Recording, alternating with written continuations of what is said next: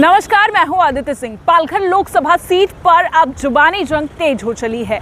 बता दें, कल दहाड़ू में डिप्टी सीएम देवेंद्र फडणवीस पहुंचे थे और उन्होंने बहुजन विकास अघाड़ी पर जमकर हमला बोला। तो वहीं आनन फानन में आज हितेंद्र ठाकुर ने प्रेस कॉन्फ्रेंस बुलाकर उनके बयान पर पलटवार किया है। आप सुनिए पहले किस तरीके से देवेंद्र फडणवीस ने हितेंद्र ठाकुर पर वार किया, उनकी पार्टी पर वार किया, और उसके बाद में पलटवार करते हुए हितेंद्र ठाकुर ने आखिर क्या कुछ कहा है।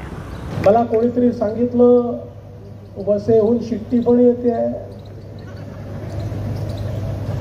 अरे वसई वालों को बताओ, राजपूत जी, वसई वालों को बताओ, मेंढक कितना भी फूला तो बैल नहीं हो सकता, और शेर की खाल पहनकर सियार शेर नहीं हो सकता।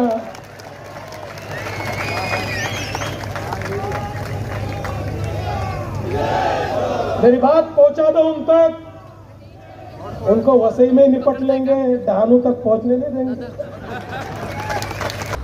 माननीय उपमुख्यमंत्री बोलले, क्या बेडूक बैल नाही होत, माझं शरीर तर बेडकासारखं दिसत नाही। स्वतःबद्दल इतकं वाईट बोलणं बरं नाही। ते स्वतःबद्दल बोलले आणि काय ती सियाल खाल पहन के शेर नहीं होता। अरे इकडे शेरच आहेत। आणि तीसरं, वसई वालों को वसई में निपट डालेंगे। काय गाजर मुली आहे का? सगळ्या वसईकरांचा अपमान आहे। वसई वालों को निपट डालेंगे, बाप का राज है। अरे है औकात तो इज्जत से लढो। पर चिटिंगवरच उतरल्यात ना।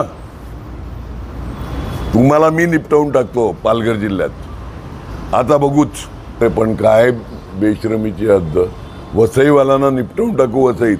सगळे लाचारासारखे तुम्ही राज्यसभेच्या इलेक्शनला आणि विधान परिषदेच्या इलेक्शनला बसलेले सगळे लाचारासारखे याच ऑफिसमध्ये बसलेले। आणखीन यांच्याबद्दल काय बोलायचं?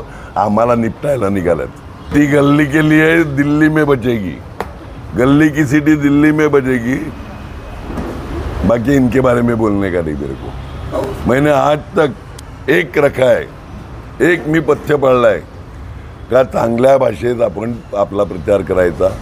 कोणत्या लेवलला हे प्रचार करतात? गिदड, सुअर, सियाल, मेंढक, तुमचे सगळे लाचार माझ्या दरवाजात होते इलेक्शनला, विधान परिषद आणि राज्यसभेच्या।